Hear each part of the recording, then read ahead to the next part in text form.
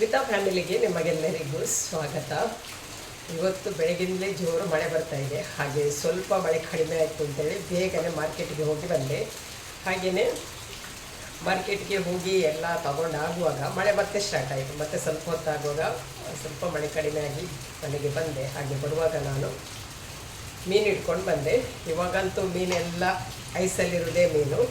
ಹಾಗೆ ಸ್ವಲ್ಪ ಬೂತಾಯಿ ಮತ್ತು ಸಿಡಿ ಮೀನು ಇಟ್ಕೊಂಡು ಬಂದೆ. ಇದರಿಂದ ಸಾರು ಮಾಡೋಣ ಅಂತ ಹೇಳಿ ಇವಾಗ ಸ್ವಲ್ಪ ಕಡಿಮೆ, ಹಾಗೆ ನಾವು ಸ್ವಲ್ಪ ತರೋದು. ಹಾಗೆ ಹಾಫ್ kg ಇಟ್ಕೊಂಡು ಬಂದೆ. ಹಾಗೆ ಇವಾಗ ಈ ಮೀನಿನ ಸಾರನ್ನು ಮಾಡ್ತಾ ಇದ್ದೇನೆ. ಹಾಗೆಯೇ ಇದರ ರೆಸಿಪಿಯನ್ನು ನಿಮ್ಮ ಜೊತೆಗೆ ಶೇರ್ ಮಾಡ್ತಾ ಇದ್ದೇನೆ. ಇದಕ್ಕೆ ಸಿಡಿ ಮೀನು ಅಂತ ಹೇಳ್ತಾರೆ. ಹಾಗೆ ಬೇರೆ ಯಾವ ಹೆಸರಿದೆ ಅಂತ ಗೊತ್ತಿಲ್ಲ. ಹಾಗೆ ಇವಾಗ ಬೇಗನೆ ಇದನ್ನು ಕ್ಲೀನ್ ಮಾಡಿ ತಂದು ಮತ್ತೆ ಮಸಾಲವನ್ನು ರೆಡಿ ಮಾಡ್ತೇನೆ.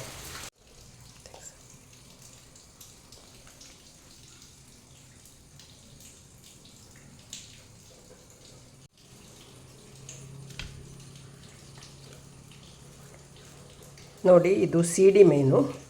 ಇದರ ಸಾರನ್ನು ಇವತ್ತು ಮಾಡ್ತಾ ಇದ್ದೇನೆ. ಇದರ ರೆಸಿಪಿಯನ್ನು ನಿಮ್ಮ ಜೊತೆಗೆ ಶೇರ್ ಮಾಡ್ತಾ ಇದ್ದೇನೆ. ಇವಾಗಂತೂ ಮೀನು ತುಂಬಾ ಕಡಿಮೆ. ಹಾಗೆ ಇದು ಕೂಡ ಐಸ್ ಮೀನು. ಜಿಗೆ 3 ಸಿಕ್ಕಿದೆ. ಇದರಿಂದ ಸಾರು ಮಾಡ್ತೇನೆ.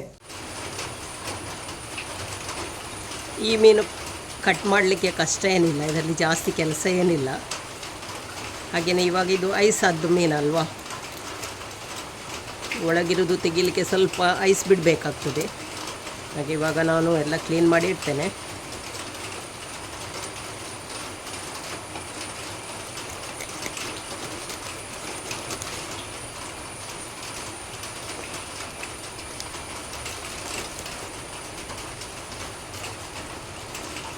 ಜಾನ್ ಇದ್ದರೆ ಇದೆಲ್ಲ ಕೆಲಸ ಜಾನ್ ನನಗೆ ಮಾಡಿಕೊಡ್ತಾರೆ. ಆದರೆ ಇವತ್ತು ಜಾನ್ ಮನೆಯಲ್ಲಿಲ್ಲ, ಹಾಗಾಗಿ ನಾನೇ ಮಾಡಬೇಕಾಗ್ತದೆ. ನೋಡಿ, ಇದರ ಒಳಗಿದ್ದು ಐಸ್ ಬಿಟ್ಟ ಮೇಲೆ ತೆಗಿಲಿಕ್ಕಾಗ್ತದೆ. ಹಾಗೆ ಒಂದು ಮೀನು 3 ಪೀಸ್ ಮಾಡಿದೆ.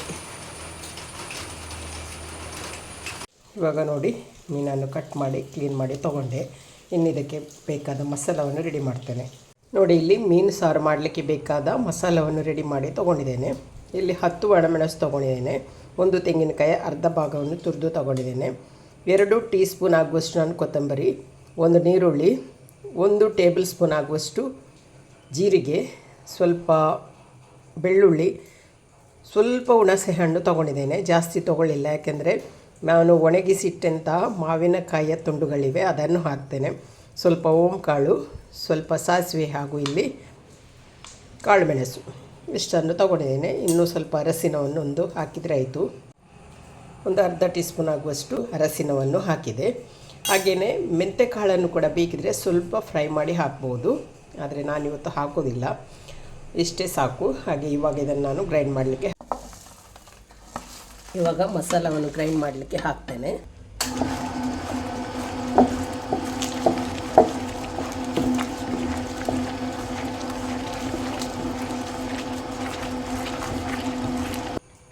ಇವಾಗ ಮೀನು ಸಾರು ಮಾಡಲಿಕ್ಕೆ ಮಸಾಲವನ್ನು ಗ್ರೈಂಡ್ ಮಾಡಲಿಕ್ಕೆ ಹಾಕಿ ಆಯಿತು. ಹಾಗೆಯೇ ಇನ್ನೊಂದು ಚಿಕನ್ ಸುಕ್ಕ ಮಾಡಬೇಕು. ಚಿಕನ್ ಸುಕ್ಕ ಮಾಡಲಿಕ್ಕೆ ಇಲ್ಲಿ ಮಸಾಲವನ್ನೆಲ್ಲ ರೆಡಿ ಮಾಡಿ ತೊಗೊಂಡಿದ್ದೇನೆ. ಇದನ್ನೇನು ಫ್ರೈ ಮಾಡಬೇಕು. ಫ್ರೈ ಮಾಡಿ ಚಿಕನ್ ಸುಕ್ಕ ಮಾಡ್ತೇನೆ. ಹಾಗೆಯೇ ಇದರ ವೀಡಿಯೋವನ್ನು ನಾನು ಶಾರ್ಟ್ ವೀಡಿಯೋದಲ್ಲಿ ಹಾಕ್ತೇನೆ, ಅಲ್ಲಿ ನೀವು ನೋಡ್ಬೋದು. ಸಿಂಪಲಾಗಿ ಮಾಡೋದು, ಸ್ವಲ್ಪ ಡಿಫ್ರೆಂಟಾಗಿ ಮಸಾಲವನ್ನೆಲ್ಲ ಗ್ರೈಂಡ್ ಮಾಡಿ ಮತ್ತೆ ನಾನು ಮಾಡ್ತಿರೋದು. ಚಿಕನಿದ್ದು ಪ್ರಿಪ್ರೇಷನ್ ಆಗುವಾಗ ಇಲ್ಲಿ ಮಸಾಲ ಕೂಡ ಗ್ರೈಂಡ್ ಮಾಡಿ ರೆಡಿಯಾಗಿದೆ. ಇನ್ನು ಇದನ್ನು ತೆಗಿತೇನೆ.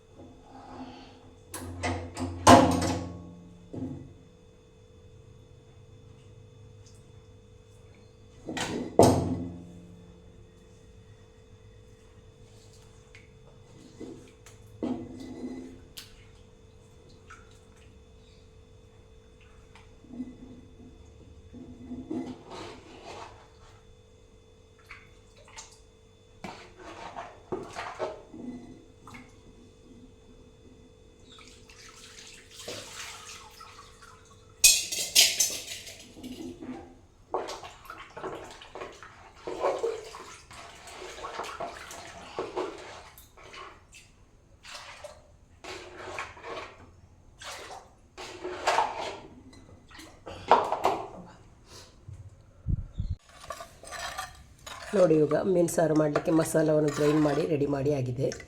ಇನ್ನು ಇದಕ್ಕೆ ಬೇಕಾದ ನೀರುಳ್ಳಿ, ಕಾಯಿಮೆಣಸು, ಶುಂಠಿಯನ್ನು ಹಾಕ್ತೇನೆ.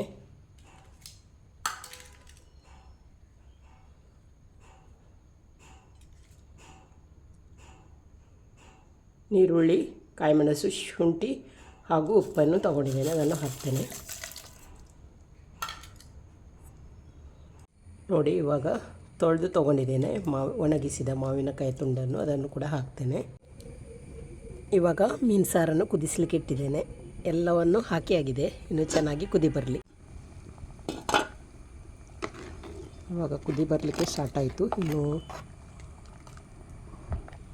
ಮಾವಿನಕಾಯಿ ತುಂಡು, ನೀರುಳ್ಳಿ ಅದೆಲ್ಲ ಚೆನ್ನಾಗಿ ಬೇಯಬೇಕು.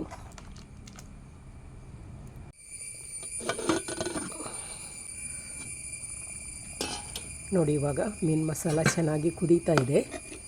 ಇನ್ನು ಇದಕ್ಕೆ ಮೀನನ್ನು ಹಾಕ್ತೇನೆ.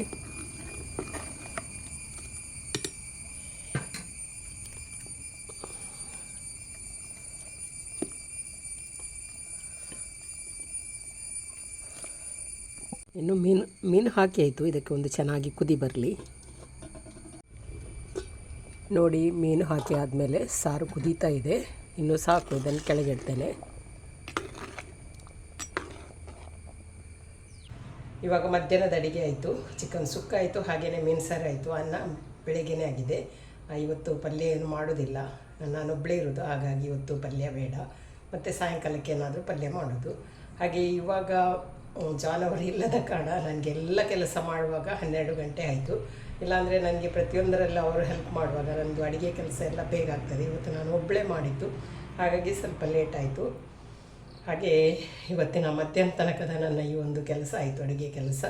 ಹಾಗೆ ಇನ್ನು ವೀಳ್ಯದೆಲೆ ಕೊಯ್ಲಿಕ್ಕೆ ಉಂಟು, ಮೋಡ ಕೂಡ ಆಗಿದೆ. ಸ್ವಲ್ಪ ಬೇಗನೆ ವೀಳ್ಯದೆಲೆಯನ್ನು ಕೊಯ್ತೇನೆ. ನೋಡಿ, ಈ ಗಿಡ ಯಾವುದ್ರದ್ದು ಅಂತೇಳಿ ನಿಮಗೆ ನೋಡುವಾಗಲೇ ಗೊತ್ತಾಗ್ಬೋದು. ಆದರೆ ಇದರಲ್ಲಿರುವ ಹೂವನ್ನು ಎಷ್ಟು ಮಂದಿ ನೋಡಿದ್ದೀರಾ?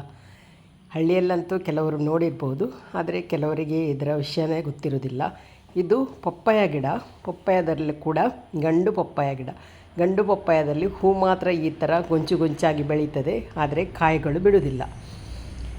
ಹಾಗೆಯೇ ನಮ್ಮ ಗಾರ್ಡನಲ್ಲಿ ಮಳೆ ಬಂದ ಮೇಲೆ ಕೆಲವೊಂದು ಹೂಗಳು ತುಂಬಾ ಚೆನ್ನಾಗಿ ಕಾಣ್ತಾ ಇದೆ. ಹಾಗಾಗಿ ಅದನ್ನು ಕೂಡ ರೆಕಾರ್ಡಿಂಗ್ ಮಾಡಿ ನಿಮ್ಮ ಜೊತೆಗೆ ಶೇರ್ ಮಾಡ್ತಾಯಿದ್ದೇನೆ.